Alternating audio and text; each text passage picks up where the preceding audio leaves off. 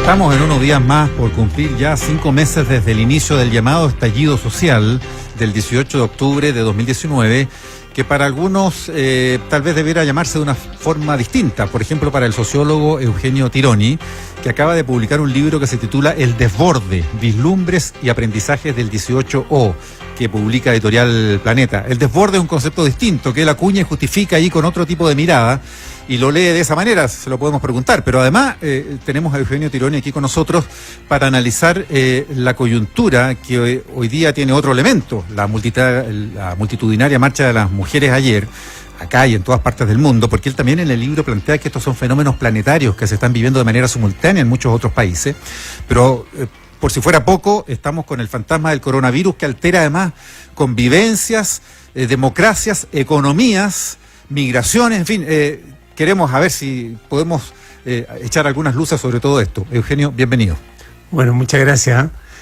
En realidad todos estos son casos de desborde que, sí, de acuerdo a la teoría se definen como situaciones que parecían bajo control, situaciones que habían sido en gran medida construidas, armadas por técnicos, por humanos, que tenía un funcionamiento automático, que se veía como algo natural, que de pronto adquieren vida propia, que de pronto, digamos, quiebran con todos los paradigmas y con todos los controles que estaban preestablecidos. Rompen los límites. Rompen los límites, efectivamente, produce un miedo en la población, produce alarma, pero además produce desconcierto entre los técnicos, los científicos, los ingenieros, que al ver que sus mecanismos para actuar sobre estos fenómenos, pero al mismo tiempo sus conceptos para entenderlo, son sobrepasados.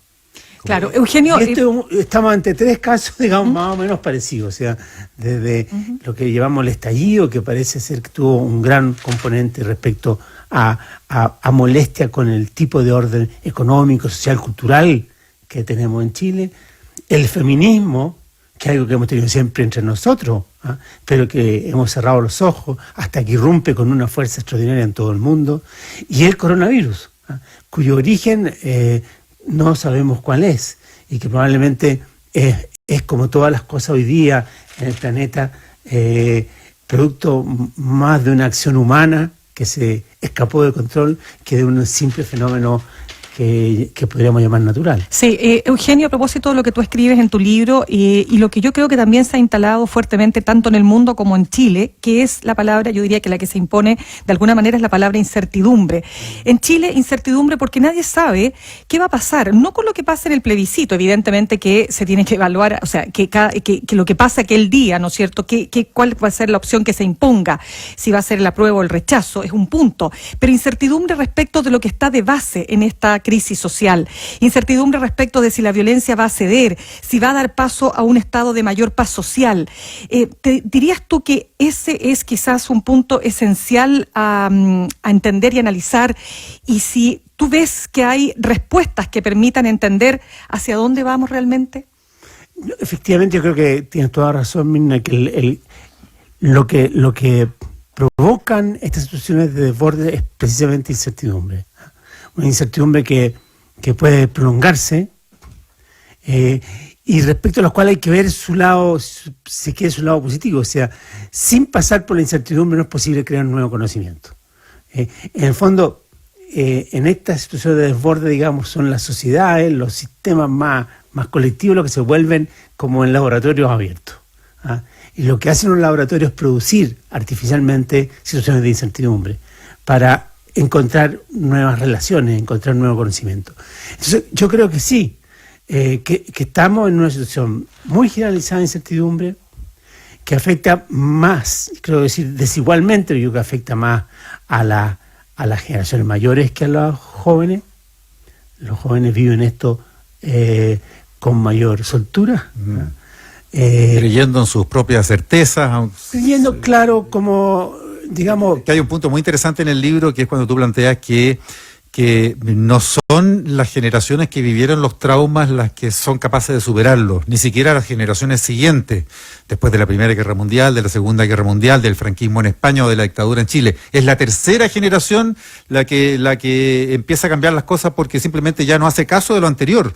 No le sirvió la experiencia de sus mayores. Los nietos, ¿no? Los nietos. Los nietos que en general perdonan a los abuelos, pero son intransigentes y muy inquisidores con los padres, a quienes acusan de blandura, en ciertos casos incluso de traición, de haberse vendido en función de un sistema, y padres que se defienden diciendo, sí, yo me vendí, pero por ti, claro, por sacarte a ti adelante. Bueno, pero ese drama, digámoslo así, se reproduce inevitablemente porque los jóvenes no tienen ese temor a la incertidumbre, ni el temor al desborde, ni el temor a la crisis que esto pueda generar, tanto personal, doméstica, familiar, como colectiva, que tienen los jóvenes. Y eso tú dices que es absolutamente normal, propio de la generación joven, dices es propio tú. de la generación joven. Inevitable. Si a los jóvenes le inculcáramos el miedo respecto a la vida y a lo que viene y al futuro, no lo dejaríamos ser jóvenes. Como mi generación, quiero decir,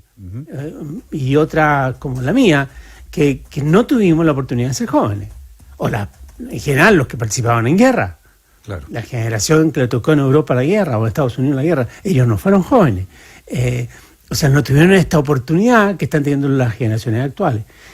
Mirna mencionó ahí al pasar la expectativa del tema del plebiscito. Yo me quiero detener en un fantasma más coyuntural. ¿Qué pasaría en Chile si por culpa del coronavirus no sé si no va gente, como advirtió el otro día el ministro Mañalich, sino que simplemente hay que tomar medidas de restricción? Estamos viendo las noticias de Italia, que tienen en cuarentena a 16 millones de personas. Está cerrado, igual que la provincia de Hubei en China. Toda la Lombardía en Italia no puede entrar ni salir nadie. Tú tenías ancestros italianos. Y por otra parte, en Alemania y en Francia las autoridades llamaron a prohibir todo acto que convoque a más de 1.000 personas. Todo acto público que reúna más de 1.000, deportivo, artístico, cultural, recital, musical, lo que fuera, no, que reúne más de 1.000 personas, prohibido. Yo creo que vamos a tener que estar atentos a esto. O sea, yo creo que aquí se han dicho dos cosas absurdas en este último tiempo, de las muchas, pero una de las absurdas que detrás del estallido, digamos, estaba la gente venezolana, y otro que detrás del coronavirus, digamos, está, digamos, no sé, la agencia de inteligencia del gobierno de Sebastián Piñera.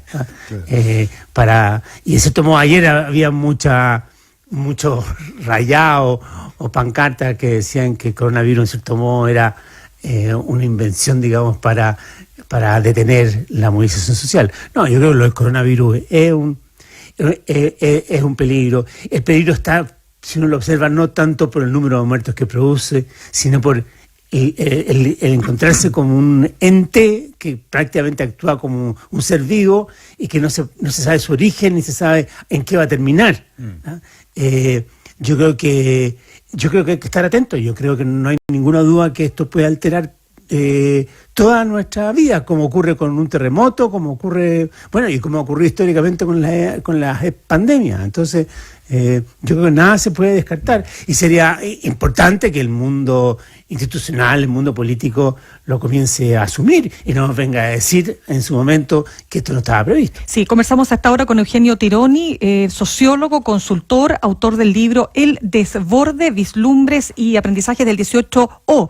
Volviendo a aquello, porque fíjate que tú hablas de las nuevas generaciones también, ¿no es cierto?, a las cuales tú dices no se les puede achacar, o sea, no se les puede exigir una responsabilidad distinta.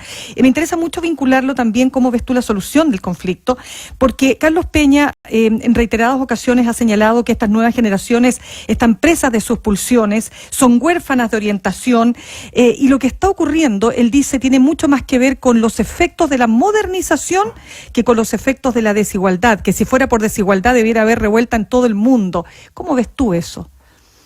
Yo creo que eso es cierto. Yo creo que el problema no está en los hechos mismos, sino que en la connotación que les damos. Y yo creo que nosotros tenemos niveles de pobreza o desigualdad, de segregación, que son en muchos aspectos menores a los que teníamos hace 10, 15, 30, ni para qué decir 40, 50, 60 años atrás. Pero la connotación que les damos es de situaciones que no son tolerables. ¿Por qué? Porque se expandió y se ha expandido muy fuertemente una cultura igualitarista. ¿Y qué es lo que le ha expandido esa cultura? La educación. ¿Ah? Y una educación además que se presentó como el camino que conducía a la cima de la estructura social y política y de reconocimiento, y que no ese sistema de la educación, ese camino de la educación, no ha dado ese resultado, o sea, no cumplió con esa expectativa, como no logra cumplir, creo, en ningún lugar del mundo. ¿Y eso por qué dirías tú? Porque tú también hablas de meritocracia, ¿o sí, no? yo creo que en Chile, digámoslo así, el establishment, yo creo que en cierto modo, para no encarar reformas en otras dimensiones, como habría sido en el mundo laboral, o en el campo de la educación, o en el campo de la previsión, puso todas las fichas en la educación, y al poner la ficha en la educación puso la ficha en el esfuerzo de cada individuo para salir adelante, y esa postura hoy día le ha cobrado la cuenta. Es que ahí es donde tú planteas, hablando del concepto de la patria de la clase media, la frustración de esa gente, y no solo por una cuestión de ingreso de plata, sino por la sensación del abuso, la frustración de la expectativa de no ser abusado. Ahí está la validación del que está en clase media. ¿Es algo así? Sin lugar a dudas, el ser de clase media, digamos, requiere un esfuerzo muy grande desde el punto de vista económico, porque uno está ahí siempre en el límite, son una diferencia de 20 lucas, 30 lucas, o sea, y segundo, requiere también proteger cierto estatus, como por ejemplo, y por eso fue tan importante y fue tan resistido el fin de la educación particular subvencionada y el copago, porque esa era una manera de construir un límite, de una frontera respecto a los que venían de abajo. Y es también evitar que los de arriba te abusen, te golpeen, te achaten, claro. O sea, te vulneren tu dignidad. Toda la de sofocación. Y claro, y es un sentimiento que yo creo que está más entendido más allá incluso de la propia clase media, que es de pronto encontrarse con que, claro, se me habla de libertad, se me habla de autonomía, se me habla de emprendimiento, se me habla que con la educación yo tengo más recursos para manejar mi propia vida, pero en realidad mi vida cotidiana está dominada por cuestiones que están totalmente fuera de mi control. No sé, un comité de expertos sube la tarifa del metro incluso sin que el gobierno lo sepa y ni lo pueda controlar. El sistema de la ISAPRE no lo comprendo. El de la AFP, tratar de definir qué tengo que hacer para jubilarme es realmente una tarea para un premio Nobel. Ahora ahí, como que el mundo es un magma que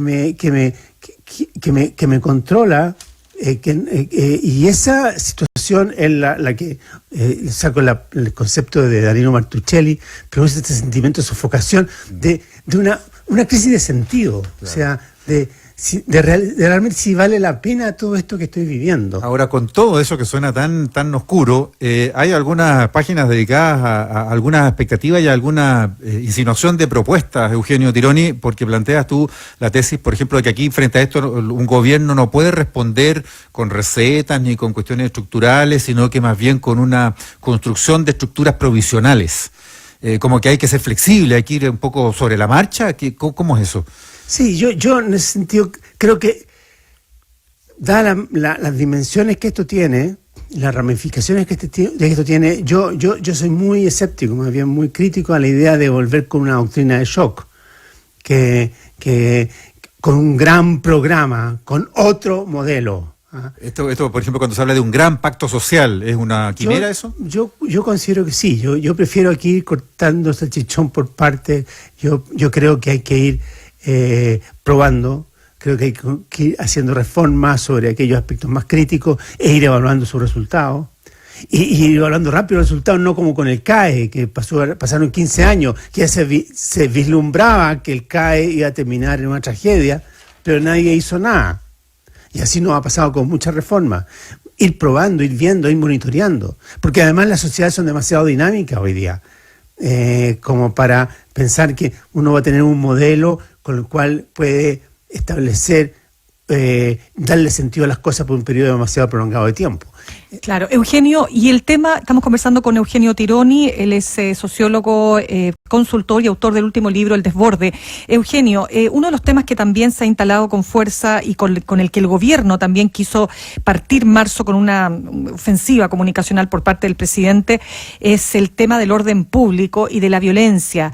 Ayer veíamos esta marcha multitudinaria donde realmente violencia hubo muy poca y uno podía hasta decir que la violencia tiene más rostro de género que masculino, por cierto, que femenino. Interesante ese punto porque hay que dejarlo bien claro. Eran muchas mujeres en la calle y los focos de violencia, tal como dijo Carabineros, los pocos que hubo eran mayoritariamente protagonizados por hombres.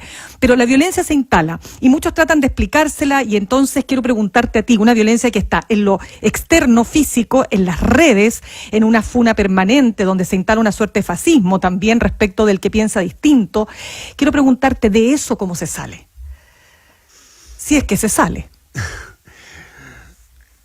Yo creo que para ser franco, creo que esto se va a salir lentamente, no se va a salir de un día a otro. Segundo, que efectivamente que es una violencia que estaba incrustada en nuestra sociedad de mucho antes y que ahora simplemente se ha hecho visible y se ha hecho presente en lugares más centrales, porque estaba en general esta violencia replegada y relegada a las periferias, a las zonas marginales. Yo creo que ha habido un tercer lugar, había un grado de legitimación cultural, política, social de esta violencia como no lo habíamos tenido antes, en el sentido de que a lo mejor esto es un costo necesario, sin esto no habríamos cambiado nada, estos son en la línea de defensa para marchas pacíficas, o sea, hay todo un cierto grado de justificación. Esto ha permitido construir una suerte de épica en torno a esta violencia. La primera línea. Lo de la primera línea, aunque no todos participan en ella, pero ahí están como héroes, ahí están como hay una cierta estética, hay... que está muy alimentada, además, hay que decir, por este cierto nihilismo que existe en cuanto a que bueno, que no hay, digamos, arriesgar la vida y arriesgar el presente tiene todo el sentido del mundo porque no hay futuro. O porque hay poco que perder o nada que perder. Porque no hay nada que perder hacia atrás y no hay nada a lo que aspirar, porque el futuro, por el lado que se lo vea, ahora le agregamos coronavirus, pero tenemos el calentamiento global. El futuro nos lleva a la extinción. Entonces, y además hay una posibilidad de participar en un juego, en una performance global. O sea, yo voy a ver mi foto en el New York Times, o la voy a ver, ¿no es cierto?, en la televisión española, o la metodología que yo empleo acá va a ser replicada en Hong Kong. O sea, tiene una cantidad de incentivos muy alto. Entonces yo no creo que la única manera que esto se vaya agotando, contrayendo, claro, en parte influye la tecnología y la inteligencia de la fuerza policial, pero eso solamente en parte. Aquí lo fundamental es el contexto, en la atmósfera. Y esa atmósfera la producimos nosotros con nuestros hijos, con nuestros sobrinos, con nuestros colegas. Es en la medida en que la propia sociedad en sus relaciones cotidianas le vaya sacando el cable del enchufe a esta violencia, como esta va a ir acotándose y confinándose. ¿Tú crees que perdona Mauricio, súper cortito ahí, porque tú fuiste parte de la campaña del no en todo el tema comunicacional? ¿Adviertes visos o sientes y observas visos de lo que pasó en la campaña previa al plebiscito del 88? Te lo pregunto por esto que se está dando, por esta ahora primera línea del rechazo con estos jóvenes que salen con estos bastones retráctiles, ¿verdad?, a supuestamente defenderse de los otros. Hay una situación ahí que se ha generado. Te pregunto, ¿sientes que hay una reminiscencia del pasado ahí o no? Pero una reminiscencia no al plebiscito del 88, sino que derechamente al periodo 70-73. ¿Lo ves? Tal cual. Sí, pero lo veo como pantomima, ¿eh? Lo veo más como parodia, ¿eh? Lo veo más como vodevil. O sea, acá hay mucho, como decía antes, de performance. O sea, hay mucho de... Esto está más en función de los reporteros gráficos internacionales que en función de golpear y destruir a un adversario. De hecho, no hemos tenido, a Dios gracias, muerte. Confrontación claro, directa. O sea, hay una destrucción de otro tipo, vandálica, de otra naturaleza. Yo creo. Entonces, yo creo que podemos decir que estamos todavía lejos de eso. No hay confrontación civil, digamos. No lo ha habido, o sea, o es mucho menos. Entonces, ahora, desde ese punto de vista es fundamental que el plebiscito se pueda realizar, ojalá que el coronavirus nos deje, y que sea muy masivo, en que participen en él los jóvenes, que lo sientan esto del plebiscito y proceso constituyente como algo que ellos han conquistado y del cual ellos son los protagonistas, porque es la única manera de hacerlos dueños del orden que se cree, porque estamos viendo que el orden actual lo sienten ajeno, sí, y por tanto no les importa destruirlo. Y ahí me interesa, Eugenio, también otro aspecto que abordas en el libro, que es el orden que podría cambiar después del plebiscito, incluso el orden político, el rebaraje del naipe, se pregunta uno, porque hay sectores de la derecha que están por el apruebo, hay ya reordenamientos y tensiones ahí, pero además tú diagnosticas en el libro que fuera de que todas las instituciones tradicionales se desplomaron, desde las militares, políticas, la religiosa, se han desplomado también las ideologías, porque no solo sonó el marxismo cuando cayó la cortina de hierro en los 89, sino que se ha desmoronado la socialdemocracia en el mundo, el socialcristianismo, y asimismo se fue al traste, dices textualmente, experimentos como la Concertación en Chile. Un hombre pero puro de la Concertación, Mirna lo recordaba, trabajaste en la campaña desde el no. ¿Realmente se fue al traste eso? Cuando aparecen los 200 y tantos firmantes de la Carta por la Paz hace un par de semanas, esos son unos estertores del pasado. ¿Cómo ves ese fenómeno? Y este rebaraje del naipe político. ¿Qué es lo que surge de acá? Partamos con lo segundo. Yo creo que efectivamente hay toda esa narrativa, que es en el fondo de eso es lo que estamos hablando. Toda esa narrativa, digamos, de la segunda parte del siglo XX están en crisis, incluyendo la neoliberal, desde luego. Capitalismo. Es lo que nosotros llamamos el modelo. O sea, esta es la narrativa que se nos desfondó y que nos tiene donde estamos. Eso no hay ninguna duda. Como en ese sentido digo en el libro, lo que pasó el 18 de octubre fue como el Chernobyl del modelo. Ahora, yo creo que la idea de volver atrás y construir acuerdos a partir de cúpulas intelectuales y políticas y basadas en la idea socialdemócrata, social cristiana, no me parece viable. Francamente no me parece viable, porque son acuerdos que no van a ser resistidos por los jóvenes y por las mujeres y por los pueblos originarios, o sea, por todos aquellos que están pasando la cuenta por haberse sentido excluidos del orden actual. Entonces, sin ello no hay salida, y por lo tanto tenemos que construir algún mecanismo que los incorpore. Entonces, en ese punto soy escéptico de ese tipo de acuerdos, tipo la Moncloa. Esos son tipos de acuerdos cupulares que fueron válidos en momentos en que la capacidad representativa de los líderes era muy alta, en que habían fuerzas constituidas, que hoy día no las hay. Ahora, yendo a la segunda parte de tu pregunta, es cierto que estamos ante un proceso de transformación que es muy importante del escenario político, porque el escenario político que tenemos es heredero del sí y el no del 88.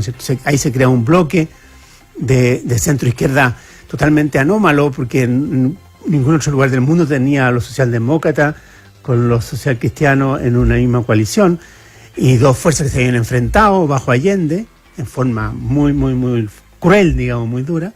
Y por otra parte se crea esta coalición del sí, en que hay liberales, conservadores, neoliberales, que también es bastante heterogénea, bastante híbrida. Bueno, eso dura casi 30 años. Pero hoy día estamos ante otro plebiscito en la cual ese escenario cambia, porque dentro del rechazo hay posturas muy distintas, dentro de la prueba hay posturas muy distintas, pero sobre todo lo interesante es que dentro de la derecha hay apruebo y rechazo. Y dentro de la vieja concertación hay apruebo y rechazo. Uh-huh, así es. Entonces aquí yo creo que se debería constituir alguna forma de escenario, o alguna forma de fuerza, alguna forma de coalición, no sé cuán coagulada, cuán cristalizada, en torno al rechazo y en torno al apruebo. Y si se crearan esas dos grandes nuevas coaliciones, podríamos tener un nuevo orden político generado en estos tiempos y no heredero de los tiempos pasados. Interesante va a ser observarlo y ahí estaremos para seguir esos procesos. Eugenio Tironi, autor de El desborde, vislumbres y aprendizaje del 18O. Gracias por haber estado en